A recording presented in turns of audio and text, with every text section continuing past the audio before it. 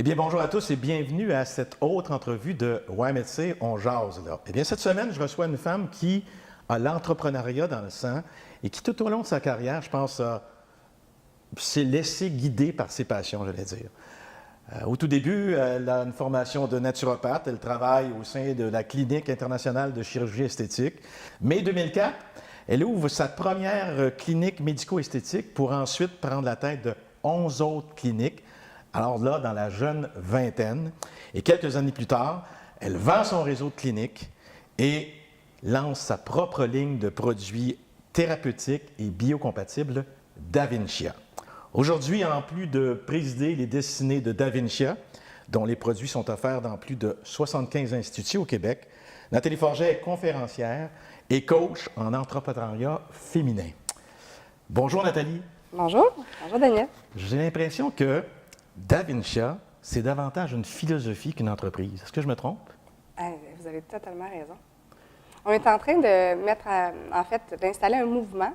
Les gens sont rendus à consommer beaucoup plus de naturel. Les gens sont faits avec l'Internet. Les gens sont de plus en plus allumés et veulent du plus sain, du plus naturel, veulent être informés, veulent avoir leur juste sur ce qu'ils consomment, que ce soit à l'interne ou sur leur peau. Donc, nous, on est en train de les éduquer, justement, de leur partager ce qu'elles veulent entendre, nos clientes. Quand vous regardez le chemin qui est parcouru là, depuis les tout débuts, je vous parlais de la naturopathie au départ, est-ce que vous pensez que vous étiez prédestiné à devenir entrepreneur? Ah oui, oui, vraiment. Vous le saviez déjà très jeune? Absolument. Okay. Puis comment ça se manifestait, donc, en étant plus jeune? Bien, j'étais toujours la première en avant. J'étais à part des autres. Si tout le monde allait à droite, moi, j'allais à gauche. J'étais toujours un pas à l'avance. Donc, au niveau des modes, des tendances, tout ça, j'étais souvent à part. Je pense que ça commençait un peu comme ça. Là. Mon père le voyait, il disait « Ah, elle sait où elle s'en va, elle sait ce qu'elle veut. Puis je n'ai pas tendance à être très, très suiveuse. Je me lançais facilement. J'aimais innover, voir du nouveau. Je suis intéressée par apprendre beaucoup, beaucoup sur différents sujets. Vous avez sûrement rencontré des difficultés le jour où vous avez décidé de partir cette entreprise, j'allais dire plutôt vos entreprises. Quel genre de difficultés est-ce que vous avez rencontrées? En fait, dû à mon jeune âge, être une femme aussi en affaires, hein, ça comporte des résistances. Surtout quand on a comme franchisé des hommes d'affaires matures, donc qu'on doit diriger l'idée. Hein? Donc, oui, des défis comme ça que j'ai rencontrés en tant que franchiseur à l'époque. Des défis d'arriver des fois avec des trop gros projets face aux banquiers, en me regardant et me disant, ben oui, certainement. Donc, oui, des genres de défis là, de ce style-là que j'ai dû relever. Un manque, on va dire, de crédibilité face absolument, à... Absolument. Oui. Puis est-ce que vous pensez qu'aujourd'hui, les jeunes femmes d'affaires qui se lancent en affaires ont encore ces difficultés-là? Je crois que les femmes, surtout les jeunes femmes, vont toujours avoir se buter à ce genre de jugement, si on veut. Parce que c'est fondamental, c'est intrinsèque. Hein? C'est pas le sexe qui va vraiment dicter, c'est la volonté, c'est l'ambition du maître de la situation, en fait. Il y a eu des moments où vous avez eu le goût de tout lâcher?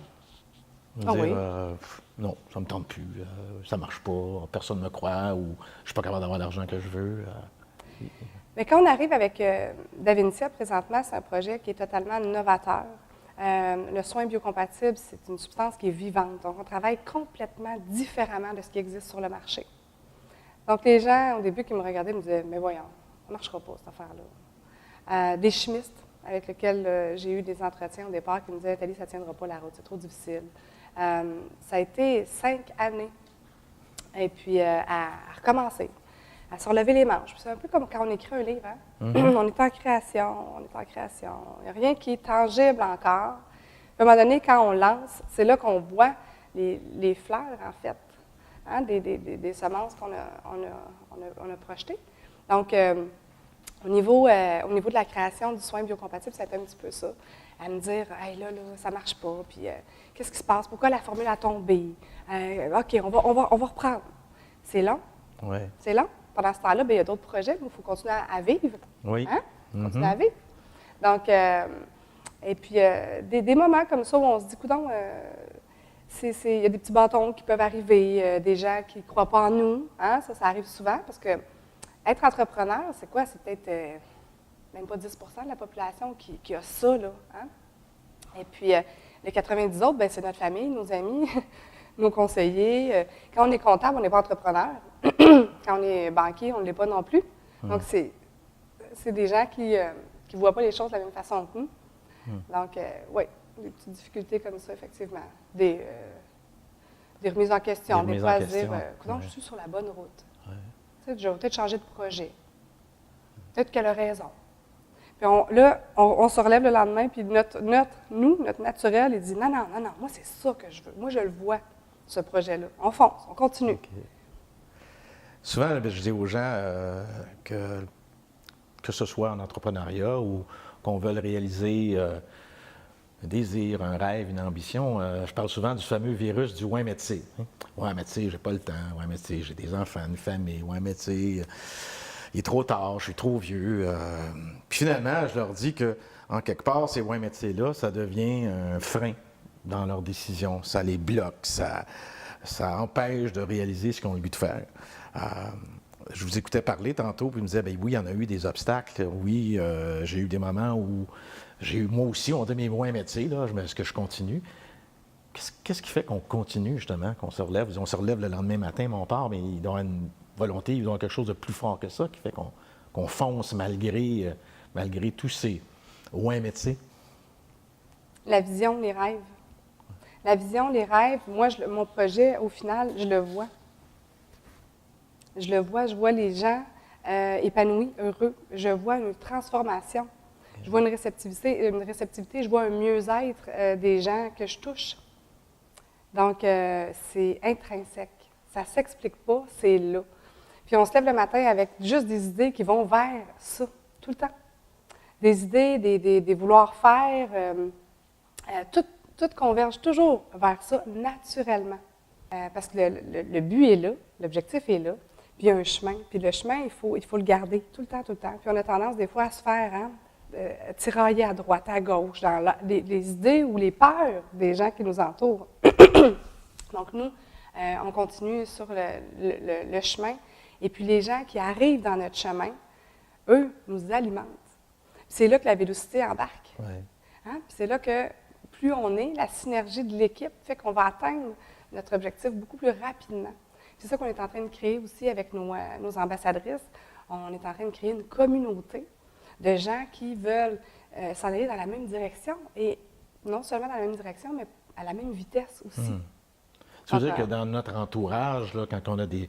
Pardon, vous en parliez de l'entourage, ça peut être la famille, les amis, les connaissances, les gens qui, à l'inverse, tentent de nous décourager, de nous alimenter, j'allais dire, en « ouais, mais tu sais, Nathalie, tu sais, ces gens-là, il faut, en quelque part, peut-être à un moment donné, j'allais dire, délaisser ou du moins faire abstraction de ce qu'ils font. Parce que là, vous pensiez, il y a des gens qui arrivent puis qui, au contraire, nous alimentent, mais il y a aussi des gens qui arrivent puis qui ont tenté, je suis convaincu, à plusieurs reprises, de vous dire, ben non, Nathalie, fais pas ça, là, ça n'a pas de bon sens, là, tu n'y arriveras pas. T'sais. Alors, l'attitude face à ces gens-là, c'est un peu de les ignorer puis de continuer, puis à la limite, peut-être même de plus les fréquenter. Comment vous... De les fréquenter avec un bras de distance, tout simplement. OK. Hein? Parce que la vie est pleine de ces gens-là. Donc, on ne peut pas se promener avec des œillères, puis je t'évite. Ah, je ne suis pas sûre. Donc, c'est de continuer, puis de ne pas embarquer dans ces peurs-là, au contraire, de les rassurer, de montrer notre pleine confiance en ce projet-là, et de ne pas alimenter des discussions avec des personnes comme ça. Est-ce que vous réussissez tout ce que vous entreprenez? J'ai pas mal la réputation de réussir tout ce que j'entreprends, effectivement. Et je suis une fille de valeur. Quand j'embarque dans un projet, je le mène à bien. Quand je fais une promesse à quelqu'un, on est toujours au rendez-vous. C'est important. Et je me suis fait une promesse. OK. Qui est laquelle? Et je vais atteindre mon objectif, là, de vraiment, nous, avec Davinia, on veut aller sur les différents continents. Donc, on veut inspirer la femme à prendre soin d'elle de façon saine et naturelle. Donc, avoir un impact significatif sur la consommation de nos femmes avec les produits d'usage courant qu'elles utilisent. Donc, les rendre conscientes de ce qu'elles utilisent justement sur leur peau, ce qu'elles consomment et ce qu'elles projettent en fait dans l'environnement là, qui nous revient, veut pas. C'est évident que vous êtes motivé par une passion, puis vous avez cette vision-là. Jusqu'à quel point c'est important de réussir votre carrière professionnelle? C'est intimement relié avec mon être personnel. Okay. C'est pas... moi, je n'ai jamais vraiment, aux grandes dames de ma famille, j'ai jamais vraiment divisé famille, travail. J'aime ce que je fais quand je m'implique dans quelque chose parce que j'aime ça. Je pense que c'est ça qui fait que ça réussit aussi. C'est pas un travail pour moi, c'est pas une façon nécessairement juste de gagner ma vie, c'est une façon de vivre. Donc, je le transpose dans ma vie. À la maison, bien, c'est au souper, on en parle, on a des projets, on est comme ça, puis on a envie de ça. On ne divise pas les choses chez nous. C'est ça, j'allais vous demander, mais là, vous avez en partie répondu à ce que je me posais comme question. Il n'y a pas nécessairement un équilibre à faire entre votre vie professionnelle, personnelle. Tout ça, c'est mélangé. Tout ça, c'est comment c'est... Absolument. OK. Savoir s'amuser, pas trop prendre à cœur. Ça, j'ai appris ça avec le temps. Je suis quelqu'un de... Ce soir, tant que je ne me suis pas couchée, je n'ai pas réglé, je dors pas. Hein? Tant que je n'ai pas réglé, je ne vais pas aller au lit. Puis, bon, ça, j'ai mis ça de côté. J'ai appris à laisser aller puis me dire, ça va se régler un petit peu plus tout seul. Une espèce de lâcher prise, avec confiance, puis ça fonctionne vraiment bien. Ça, c'est mon mari qui m'a appris ça, m'a apporté ça, en fait, dans ma vie. Donc, oui, c'est important de scinder. Il y a des moments où, bon, regarde, on s'amuse, on ne parle pas de problématiques à régler au travail. Donc, ça, c'est important de régler ça, puis de laisser, quand on est comme moi, inventeur, chercheur, créateur, bien, ça tourne, les idées, hein? Ça tourne tout le temps. Puis à un moment, il faut juste laisser aller la soupape comme un presto, là. Oui. Hein? Oui, pour juste pas que ça surchauffe. Donc moi, je me suis donné en fait des temps à respecter. Je me dis, bon, un film par semaine. Okay. Hein? Parce que je suis quelqu'un qui n'écoute pas du tout la télé, je suis rien. Okay. Je crée des choses. Je m'occupe d'Avincia. Donc, écouter un film par semaine. Pour rire, pour juste décrocher, embarquer dans d'autres choses, pour laisser sortir justement la vapeur, okay. Pour éviter que ça surchauffe, rire. Donc ça, je le fais bien. Donc c'est de se mettre des temps, parce que quand on est passionné, on ne voit pas le temps passer.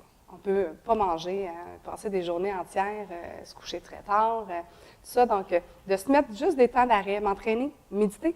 Oui. Donc, je suis quelqu'un qui me lève tôt le matin, le Miracle Morning. Donc, moi, je le vis le matin, je médite, je fais l'exercice et puis je tente justement d'avoir une vie le plus possible équilibrée. Ça fait partie aussi de la réussite d'un entrepreneur. Ouais, ça vous permet de pouvoir réussir sur le plan professionnel? Absolument, c'est nécessaire. C'est absolument nécessaire. Oui, ouais. Je l'ai appris à la dure, là, parce qu'il y a eu des temps où j'ai bûché et juste bûché, sans justement décrocher, puis je me fatiguais plus vite, puis j'étais moins performante.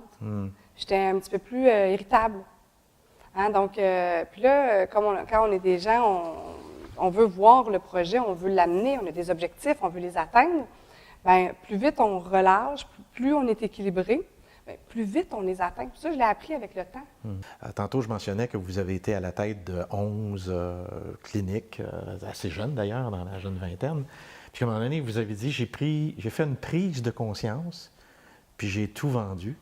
Est-ce que ça veut dire que puis vous parliez de méditation aussi, donc vous êtes une personne qui est sensible à une certaine forme de spiritualité, comment ça s'intègre dans votre vie, quelle influence que ça a sur vos décisions? Est-ce que c'est là depuis toujours, cette spiritualité-là, si on peut l'appeler ainsi, là? En fait, c'est l'instinct, c'est le ressenti. Ouais. Quand on est dans cette turbulence-là, de vouloir continuer, de ne pas s'écouter, de ne pas s'habiter, d'être dans le faire, puis le il faut, on s'oublie un peu. Et puis, quand on se ramène à nous, c'est là où on est plus posé, on est plus calme et tout arrive plus facilement aussi. Tout part de nous, je veux pas, là. Donc, ce que moi, je veux, de me concentrer sur mon objectif, au lieu d'essayer de toujours faire, puis, donc de me concentrer sur mon objectif, puis de planifier. La méditation, en fait, c'est ça. C'est de prendre le temps de voir comment on va faire les choses. Et puis ensuite, d'amener les gens vers ces choses-là, pas nécessairement de courir après. Moi, je ne cours plus aujourd'hui. Les gens viennent à moi parce que c'est clair ce que je dégage, ce que je ressens, ce que je veux. C'est de plus en plus clair. Donc, tout est beaucoup plus facile, tout vient plus facilement. Donc, oui. Au niveau de la prise de conscience, bien, quand on est plus dans l'ego, si on veut, mais c'était d'avoir le plus de cliniques possible, c'était de prouver peut-être à mon père, tu sais, lui aurait voulu que je fasse médecine, puis je suis allée en naturopathie, tu sais, après ma science santé au cégep. Lui, c'était une déception pour lui, là. Quand tu aurais pu être médecin, tu es naturopathe. C'est ça. Je dis, regarde, peut-être naturopathe, regarde, on va t'en prouver les c'était choses. plus, il y avait une passion, mais c'était plus de démontrer aussi aux autres, regarde, j'en ai 11, j'en ai 15, j'en ai 20, Ouais. j'en ai avoir... Oui. Puis ça c'est pas rassasiable. OK. Quand c'est pas pour les bonnes raisons. À un moment donné, était là aussi la prise de conscience. Là. On était à 2 niveaux. Donc, j'ai fait confiance beaucoup. Puis là, je vais être délicate dans ce que je vais dire, là, mais j'ai fait confiance beaucoup aux gens, aux représentants de lasers médicaux que j'achetais dans le temps, que j'avais des cliniques médico-esthétiques. Ouais. Nos formateurs, c'était des médecins. Je me disais, waouh, ils doivent connaître ça. Puis j'ai découvert là, des effets secondaires avec tout ça qui m'ont déplu, vraiment. Okay. Moi, je suis une famille d'ingénieurs, donc je suis quelqu'un qui cherche, qui essaie toujours de comprendre les choses. Puis je voyais des effets secondaires sur la peau de mes clientes. Puis à un moment donné, je me suis dit, regarde, c'est pas ça que je suis venue faire sur la planète. Là. Moi, je suis venue aider les gens à être mieux à tout point de vue. Donc, pas à détruire leur peau à petit feu. Là. Donc, il y a des interventions qu'on a faites auxquelles je croyais. Et puis, je me suis rendu compte par moi-même, quand je me suis assis, là, moi, là, qu'est-ce que moi j'en pense? Ouais. Pas qu'est-ce qu'eux veulent me faire penser que ces équipements le font. Moi, j'en pense quoi? Je me sens comment avec ça? Est-ce que je le ferais à ma mère aujourd'hui? Okay. Non. Quand j'ai répondu à cette question-là, je me suis couchée le soir avec mon mari, j'ai dit, je suis plus bien avec ça. Ça, c'était une partie de la prise de conscience, de dire, ouais, attention, là. Pourquoi je le faisais? Pourquoi je le faisais? Pour plaire, pour prouver. Donc, prise de conscience numéro 1. Puis la deuxième, c'est qu'est-ce que je suis en train de faire en plus? Pour prouver, hein? Les deux est un peu interreliés. Je suis en train de faire quoi? Fait que j'ai tout lâché. Tout lâché. Tout lâché. Bien des gens qui vont dire, ouais, mais tu sais, Nathalie, là, tu n'as rien devant toi, là. Tu te lances dans le vide. Même matin, tu n'auras pas de paye. D'un coup, que ta réputation. Imaginez mon père. Tout ce que tu as bâti, tu vas laisser tomber ça comme ça. Ben oui. Il le faut. Quand on est vrai, quand on est authentique, on ne peut pas continuer dans des situations comme ça. Une fois que la prise de conscience est alignée, une fois qu'on sait ce qu'on fait, on ne peut pas continuer dans cette voie-là. Là. Donc, c'est là où j'ai complètement vendu le réseau. C'était pas important. C'était pas important. Sans savoir ce qu'il y avait après, là. Vous n'aviez pas d'idée. J'avais commencé à travailler les produits, mais le temps que ça prenait développer ça. Mais savez-vous, quand j'ai laissé complètement, DaVinci a débloqué. C'est là que c'est parti. Ben oui. On ne peut pas jouer sur 2 tableaux faciles. Il faut se concentrer. Plus on focus sur une chose spécifiquement, plus cette chose-là nous arrive. Mais si on le fait à temps partiel ou on essaye de le faire, c'est pas là qu'on le fait, qu'on arrive à atteindre nos buts. Donc, là, après ça, la vélocité, ça s'est mis à l'embranler. Les étoiles se sont alignées littéralement. La journée où je me suis, moi, alignée sur ce que je voulais vraiment faire, sans me laisser influencer par les autres. J'ai arrêté de lire complètement. Moi, je lisais beaucoup. Je lisais là, tous les livres que je pouvais prendre, les informations, les cours. Dans votre domaine? Dans mon domaine, et puis dans le domaine de la motivation aussi, tout ça. Donc, à un moment donné, ça a été, non, j'avais rencontré quelqu'un, un mentor qui m'avait dit, arrête, parce que là, tu veux trop bien faire, puis là, tu fais confiance à tout le monde sauf à toi. Toi, tu vaux quelque chose. Toi aussi, tu as des choses à apporter. Le savais-tu? C'est là où j'ai arrêté de lire, de me faire influencer. Je me suis concentrée sur moi, j'ai commencé à méditer et c'est là que j'ai découvert que moi aussi, j'avais des choses à apporter. Puis c'est merveilleux de voir, de s'écouter. Ouais. On ne peut pas aller contre nature. On ne peut pas. Non, parce que vous avez parlé d'instinct. Il n'est pas rare d'entendre des entrepreneurs parler d'intuition, d'instinct. J'ai lancé ça parce que c'est une part importante de votre réussite, cet instinct-là, cette intuition-là. Oui, vraiment. Est-ce qu'on doit toujours l'écouter? Il doit y avoir des moments où on peut se tromper, non? Non? Non. Où on se trompe, c'est quand on ne l'écoute pas. Hein? Puis après ça, on revient et on dit, j'aurais donc dû écouter mon premier feeling. Je le savais. Puis des fois, c'est d'utiliser les gens en qui on a confiance, profondément confiance. Mon mari, aujourd'hui, c'est mon conseiller. Lui, il le sait. Telle personne, Nathalie, non. Parce que des fois, on s'emballe, puis on va aller plus vite dans notre projet, puis OK, on va prendre cette personne-là dans notre équipe, et on va aller plus vite. Ouais. Hein? Puis là, mon mari, non, Nathalie, pas confiance. Là, je l'écoute. Au début, je ne l'écoutais pas, je voulais aller plus vite. Plus on s'écoute, nous, plus on se pose et on s'écoute. Et plus, quand on fait un pas, on le fait bien et dans la bonne direction, surtout. Souvent, là, je vais dire aux gens, est-ce que c'est un choix de peur ou un choix de cœur? Ouais.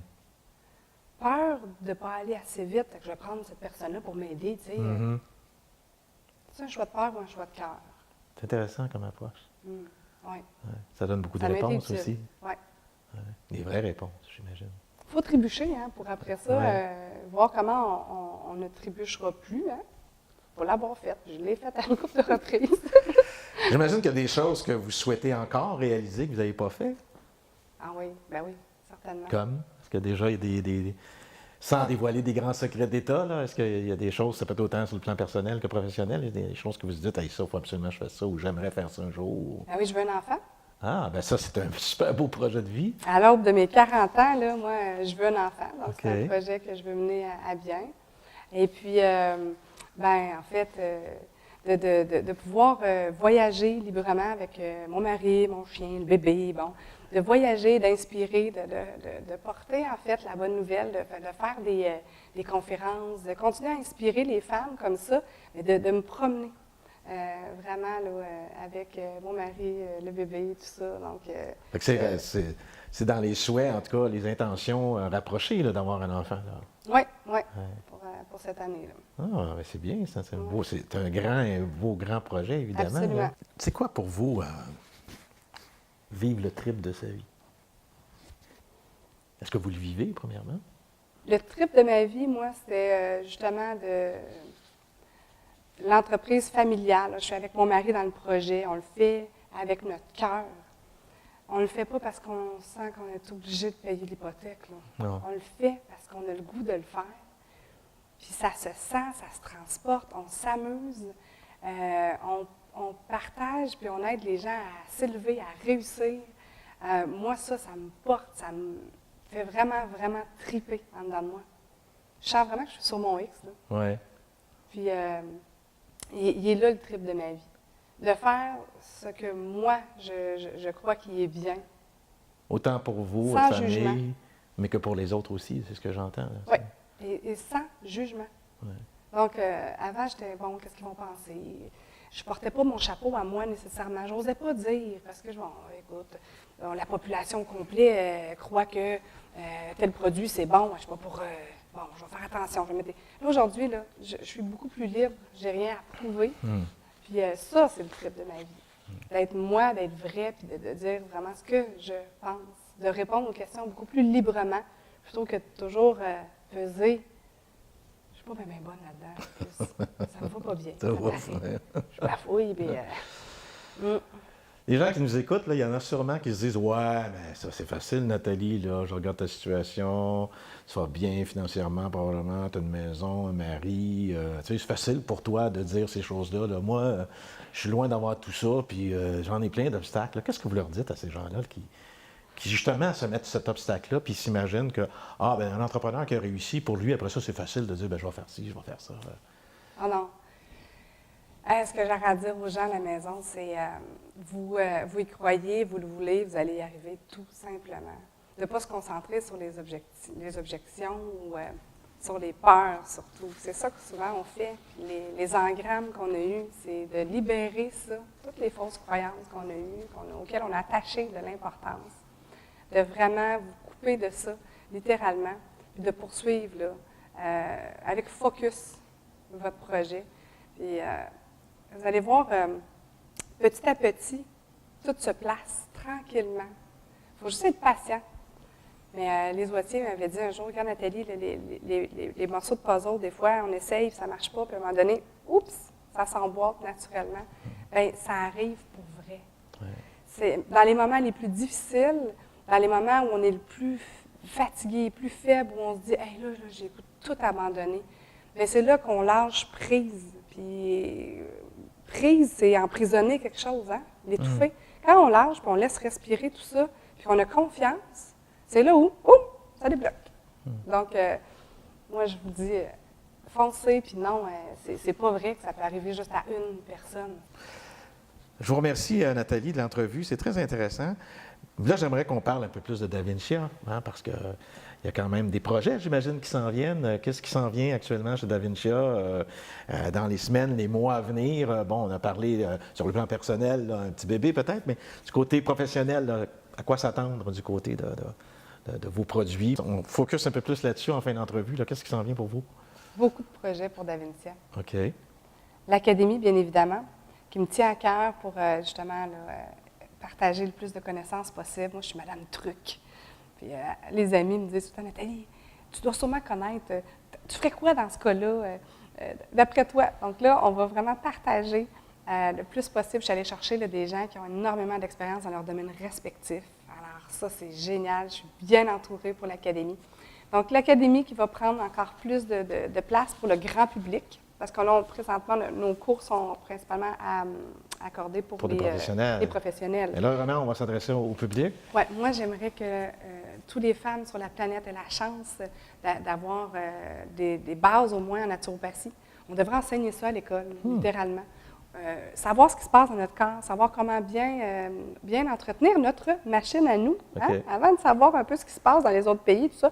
Nous, là, si on veut vivre longtemps, puis on veut vivre bien, bien, c'est important de savoir comment bien s'entretenir. Donc, je le souhaite à toutes les femmes, premièrement. Et puis, ensuite, bien, c'est ça, au niveau des produits, bien, tous les, mettons, 2 à 3 fois par année, on sort un nouveau produit.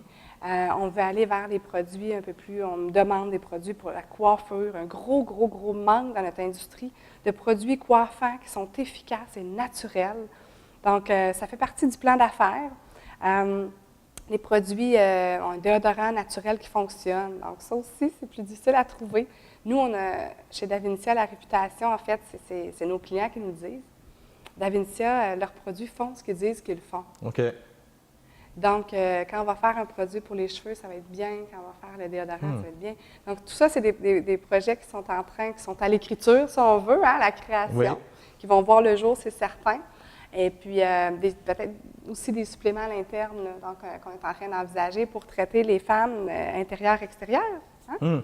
Oui, on en a parlé, hein? Intérieur physique, intérieur spirituel, tout ça fait partie d'un bien-être en tant que tel, effectivement. Je fais une petite aparté parce que je sais qu'on tente probablement de bien piètre façon de copier vos produits. Puis c'est un peu plate, ça, de réaliser que je vous entendais récemment parler de ça. Il fallait s'y attendre. Ouais. Hein, quand on rayonne, oui. Hein, il y a des gens qui trouvent ça beau, ils sont curieux.